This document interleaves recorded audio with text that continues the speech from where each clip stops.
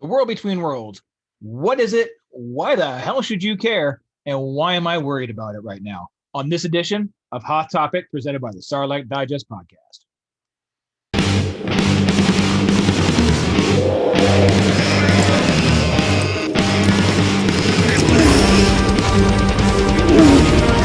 All right, like I'm saying, world between worlds.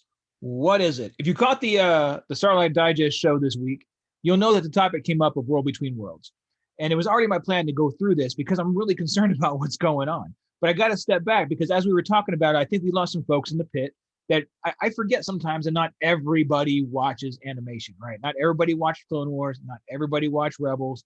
And a lot of our viewers and listeners really use us for that knowledge. And if we haven't gone deep into it enough, I want to make sure we kind of talk about it enough here to where it's understood. So when it comes up on our show, or if it pops up somewhere, God forbid, in Ahsoka or in Mandalorian or anywhere else, you guys know where it came from, what's going on. All right. So let's start off with, well, what is it? Where did it come from? So to get you really started, kind of go back to Rebels itself, and Rebels being taking place 90% of the time it's on Lothal, the planet Lothal. That's where Ezra's from. Okay, Ezra Bridgers, who we're going to meet soon, from the rumored casting and everything for Ahsoka.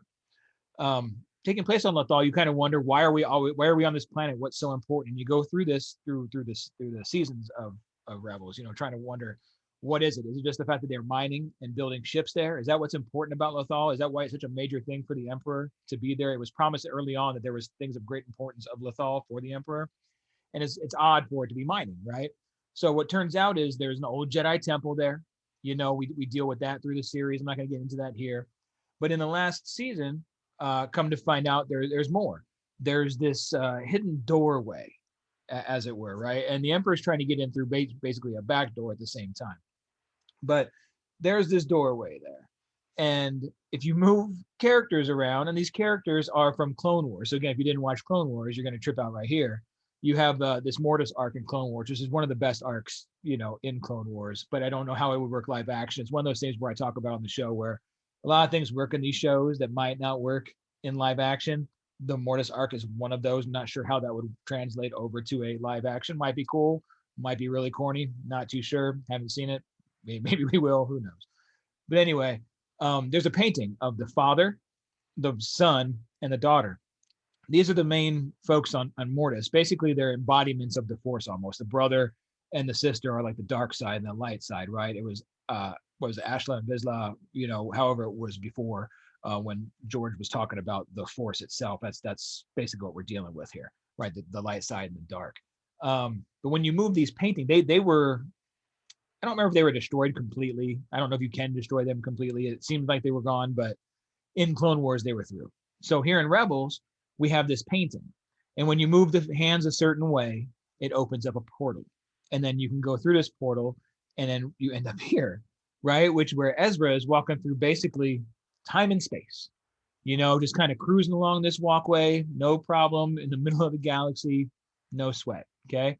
And you see these other doorways, these rounded doorways that you can walk through, and they're basically, windows into the past, windows into the future, probably.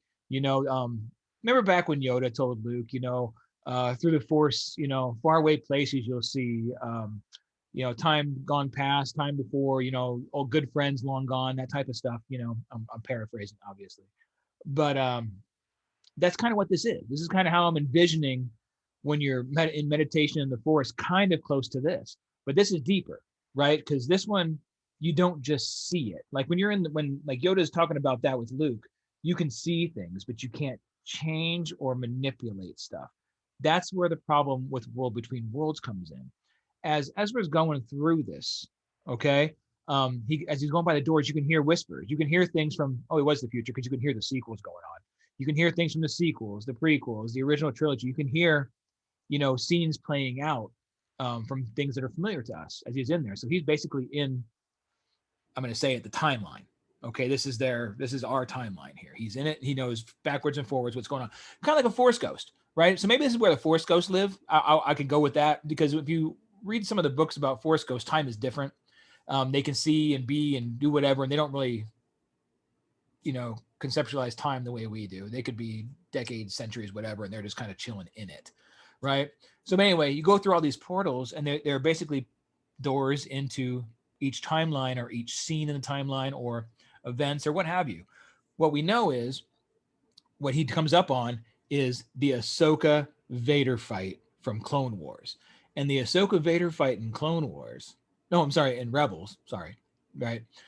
We think we lose Ahsoka, right? We had just gotten Ahsoka as Fulcrum in Rebels, right? We're like, cool, Ahsoka lived, Ahsoka made it up here, blah, blah, blah. And then we're here.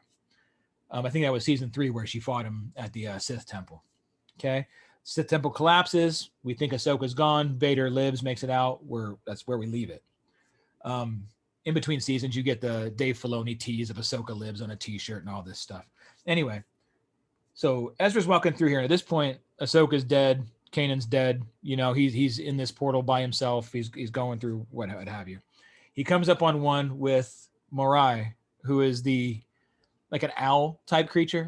Looks like an owl. It's basically the daughter from the Mortis arc. That's how we see it there. She's conceptualized now as this owl, and she's chilling on top of this door. So it turns out the doorway that Morai is on is the Vader Ahsoka showdown. Okay. From the season prior when they're in the Sith Temple. And during this, while it's collapsing, Ezra grabs into it and pulls Ahsoka out of it into the world between worlds. Okay. So now he's just changed the past. He's pulled Ahsoka from death, although we're not sure if she died or not. The end of that series was that episode was odd, and it left it up in the air, so we didn't quite know what was going on. But anyway, he changed the past, you know, for all intents and purposes. He pulled her out and he brings her back into the now. Okay. During the now, as they're here, you know, Ezra starts getting, you know, wacky ideas. Remember, he just lost Kanan too. Kanan just sacrificed himself to save everybody. He lost his master. So he's all, well, shit, if I can pull Ahsoka out from certain death here, I can obviously and need to go save my master. Ahsoka, you know, dissuades him, and, you know, it's not supposed to happen and yada, yada. They get into a battle even with the Emperor, who's doing like Sith sorcery in a cauldron, you know, to try and get in here and shooting, you know, blue power through the portal and to get to them, but he just can't get in. But he knows, I mean, pretty much if you can get into the world between worlds, you can manipulate everything. So anyway, he wants to save Kanan. She tells him it's not what they're supposed to do. They move on. Kanan's, you know, left there. In the end, to narrow it all down for you, it gets destroyed or obliterated down to where it can't be used, at least as far as we know. The Emperor's lost his back door. Everything's destroyed. That's what we think. Okay? But now here's my worry. Ahsoka, look at her logo. And then think back to what we just showed you. I'll show you here. Right? And look at the doorway. So they're way too similar, right? Like her logo here, it seems like it could be one of these doorways with the writing around it and everything. So it's pointing us to using the world between worlds again. And I really don't want this to happen. The Star Wars fandom is already torn with one timeline, right? We argue left and right about stuff. If we start multiversing Star Wars, which is what could possibly happen here, right? You could walk in here and all of a sudden walk through a doorway and say, oh, there's, you know, Kanan gonna die. Boom, saved. Oh, Luke, you're about to make a bad move and go to Dagobah. Let me just walk in here or go to Cloud City and get your hand chopped off. Let me dissuade you here. Yoda could have done a whole bunch of stuff, and you know he knew about it. He's 900 years old and knows just about everything. Read the Jedi text, knows all this stuff. I believe that's where it was, you know, talked about in there too. I mean, it would drive me nuts to all of a sudden have like this situation. Right? Like this, I'm using Marvel here, but the TVA and all these branches of stuff, right? You can't have that in Star Wars. It would break us. And plus, Star Wars isn't one of these IPs that's used to reinventing themselves all the time and having different timelines. We don't have a Earth Prime and a, you know, Earth 616 and all this shit. I don't want to have a Tatooine 1138 as the main. I don't want to have a Hoth Prime. I don't want any of that. I just want to have all of it be the same and fluid. No ins and outs, pushing and pulling. I don't need a flashpoint in Star Wars. And that's what worries me about the world between worlds if they're going to do that, because there's so much dissension in the fandom. I'm really worried they're going to try to retcon things with it. You know, the sequels aren't going away, guys. They're not. But you could make changes here to throw off different what if stories. And I think that's going to be horrible. Some people might actually like that. I'd rather have that in like a Elseworlds type thing, like the Ronin stuff going on in the Visions thing. I don't love Visions, but I'd rather it just be there. So I know it's separate, a what if, and it's not part of the canon, right? That's totally cool. But if you're going to start making canon able to be changed and manipulated through the world between worlds, if that's going to happen in Ahsoka, that's probably where I draw my line, that's where like, okay, I was done at Star Wars at this point, and it would just drive me crazy because I don't want to have a situation where like Spider-Man, I got 3 Spideys and all of a sudden I've got good Anakin, bad Anakin, and Anakin that loves sand, right? I don't want that. We don't want to have different versions of people. I have, Luke with 2 hands, Luke with 1 hand, Boba Fett with a full circle, Boba Fett with a half circle. I don't need all that. Right? Variants are for toys. I don't need variants for my Star Wars, if you catch my drift, right? So that's really my problem with it. So the problem here that I'm worried about is this Ahsoka logo being so close to the world between worlds that I'm really afraid we're going to jump in there and they're going to start manipulating and changing some stuff. So it really worries me because we just don't need to retcon anything. If we don't like it, we don't like it. We just deal with it. We put it in its place. We move on.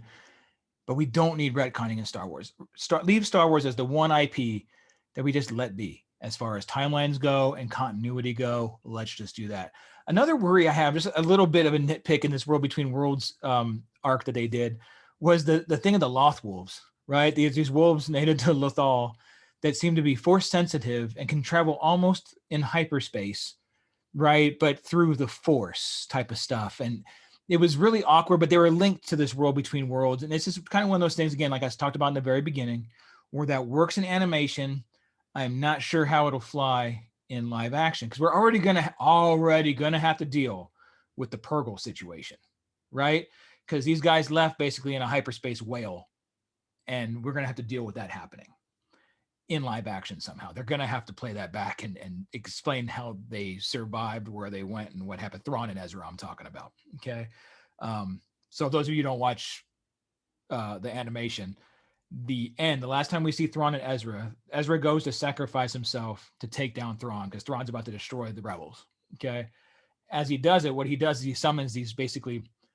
I don't know if he does. They're not necessarily force sensitive, but he is, and he's good with animals, and he summons these Purgils. Purgils are hyperspace traveling giant whales that get in the way, and they run through, hyperspace lanes and this and that, and they're kind of a nuisance, but they can travel at hyperspeed and through hyperspace. So he summons them. They basically take Thrawn, Ezra, and what's left of his Star Destroyer or whatever, and send off into space to God knows where. And that's where we leave at Rebels, as they jump a few years later to after Return of the Jedi.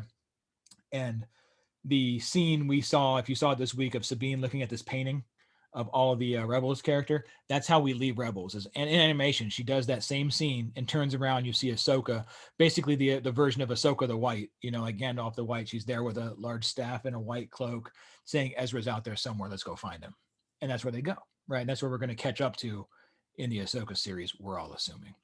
But anyway, I just hope they don't use it to bring back the World Between Worlds, these damn Loth Wolves that are, it's too much, right?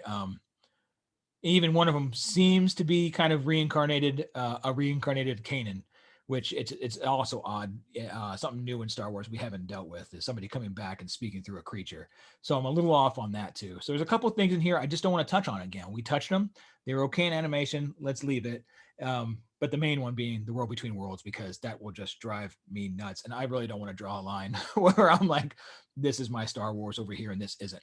I know a lot of people have done that with prequels. That's not my Star Wars. A lot of people with the sequels. That's not my Star Wars. It's all my Star Wars. I don't love it all, but it's all my Star Wars.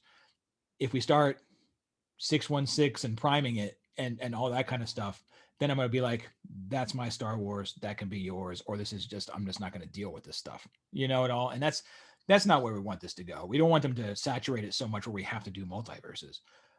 Just keep it where it's at, play it through, and that's it, right? So anyway, I kind of went over that a little bit. So hopefully that helped you understand the World Between Worlds, kind of understand why you should care and why I'm worried about it. And I hope you're worried about the same thing. And I hope the people at Lucasfilm and Disney are worried about the same thing. And fellas, I know you're listening, right? John, Dave, don't do it. Don't do it, Dave. We don't want it in live action. Don't multiverse this. I don't care what they told you to do. No multiverse in Star Wars. All right. So till next time, I want you guys to Give me a like if you could, or a dislike. I don't care. It all helps the algorithm. Make a comment, good or bad. Again, I don't care. Helps the algorithm. But what do you think about the world between worlds? And do you want a multiverse in Star Wars? Could you handle a multiverse in Star Wars? Or more so, can the fandom handle a multiverse in Star Wars? And then go ahead and subscribe to the Sarlacc Digest podcast if you could. We're closing in on 40 away from 1,000 followers at this minute. So if you can get us up to 1,000 by Andor, that was our goal at the beginning of the year, and we're almost there. Thank goodness they went ahead and moved it back a month. They gave us some time, but we're still a little bit short. So help us out. 40 left. If you can share it, like it, make a couple fake accounts. I don't care. Just help us get to 1,000, guys. We'd really appreciate it. All right. So again, from the Hoth Topic, presented by the Sarlacc Digest podcast, this is Chris, and I'll talk to you later. Bye, all. This is Grand Admiral Thrawn. You are listening to the Sarlacc Digest. What a fascinating play on words.